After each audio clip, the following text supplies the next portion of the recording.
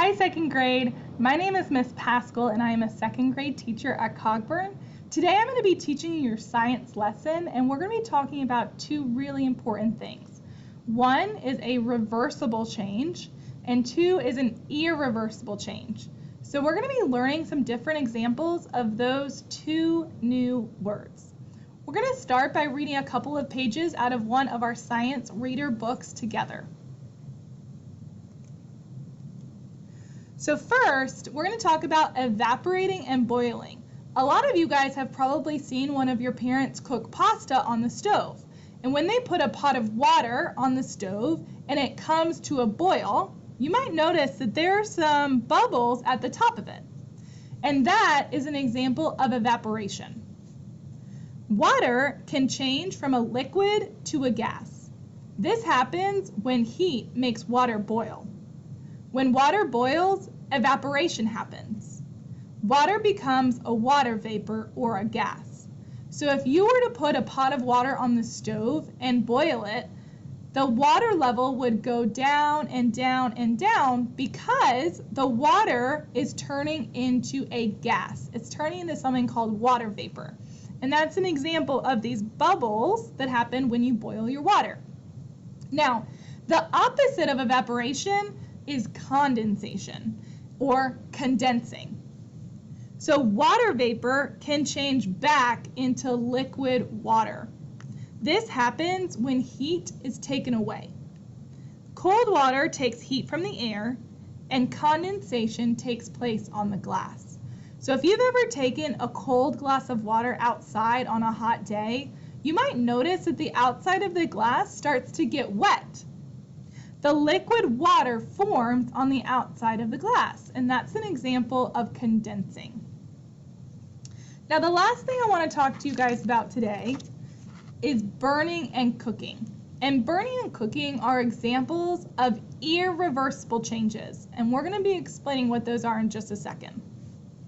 Burning changes matter into new matter. It changes wood into ashes and smoke, and they cannot change back into wood. So those are examples of irreversible changes. That means you cannot go back. So if you were to burn the wood and it turned to ashes, I couldn't put all the ashes together to make that wood log again. I would not be able to bring it back. So that makes it an irreversible change. Cooking changes matter into new matter. Heat can turn a marshmallow brown, and it can change meats and vegetables. These foods cannot change back again. So if this little girl were to burn her marshmallow on the fire, she would not be able to turn her marshmallow back and make it non-burnt. She could pull that part off, but she would not be able to change that marshmallow back. That's an example of an irreversible change. So we're going to watch this quick video describing a few more irreversible and reversible changes.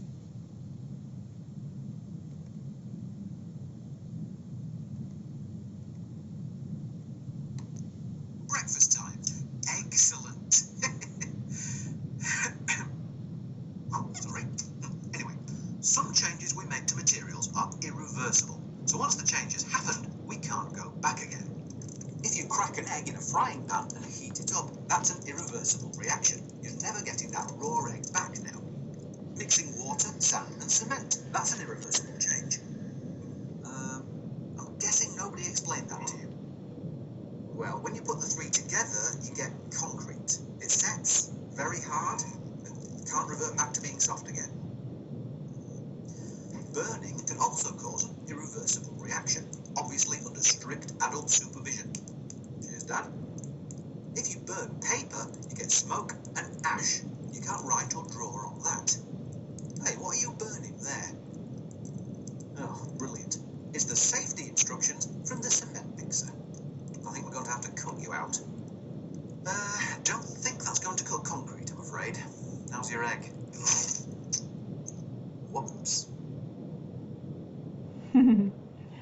So that's a really quick, funny video, kind of explaining the difference between reversible and irreversible changes. So reversible Just like when you go reverse in a car, that means that you can go back. If you reverse, that means you're going back.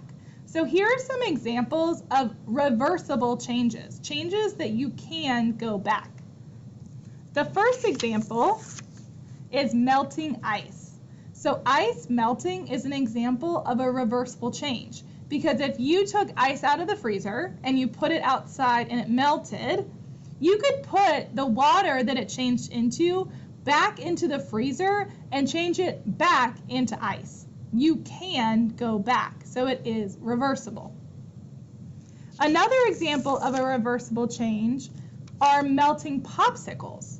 So some of you may have even done this in your house before. If you have apple juice or orange juice, you can pour that juice into a container and put it in the freezer and it would melt, or it would freeze, sorry.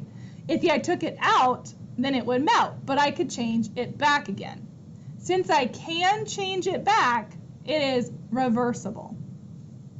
My last example of a reversible change is fruit salad. So if I wanted to make a fruit salad with bananas and apples and grapes and oranges, if I wanted to take out only the grapes and just eat the grapes, I could. I could make it go back to its original form. That means it is reversible. Now what our video was explaining here was irreversible changes. This "ir" at the front of the word means that I cannot go back. So one example of that would be baking a cake. If I take flour and sugar and eggs and I mix them all together and I put it in the oven to make a cake, when I take that cake out, I could not take out the eggs or take out the flour because it cannot go back into its original state. That means it is irreversible.